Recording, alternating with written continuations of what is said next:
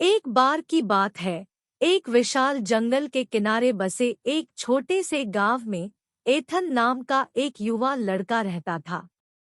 Ethan को उनकी साहसिक भावना और उनके आसपास की दुनिया के बारे में उनकी अतृप्त जिज्ञासा के लिए जाना जाता था।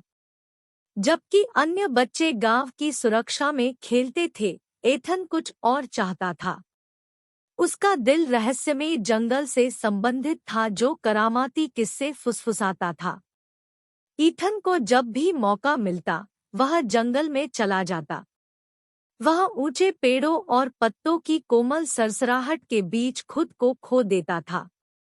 जंगल उसका अभयारण्य बन गया, उसके चमत्कारों का खेल का मैदान।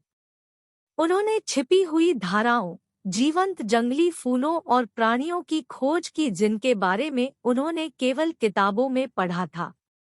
जैसे जैसे वह बड़ा होता गया, एथन का जंगल के प्रति प्रेम और गहरा होता गया। वह इसकी गहराइयों का पता लगाने, इसके गुप्त मार्गों की मैपिंग करने और इसके प्रचुर वनस्पतियों और जीवों का दस्तावेजीकरण करने में घंटों बिताएंगे। ग्रामीणों ने उनके ज्ञान की प्रशंसा की और अक्सर जब उन्हें जंगल में नेविगेट करने की आवश्यकता होती थी तो वे उनसे मार्गदर्शन मांगते थे। एक दिन एक पौराणिक जीव के बारे में पूरे गांव में एक अफवाह फैल गई, जो जंगल के भीतर गहरे में रहता था, एक प्राणी जिसके बारे में माना जाता था कि उसके पास जादुई शक्तियां हैं।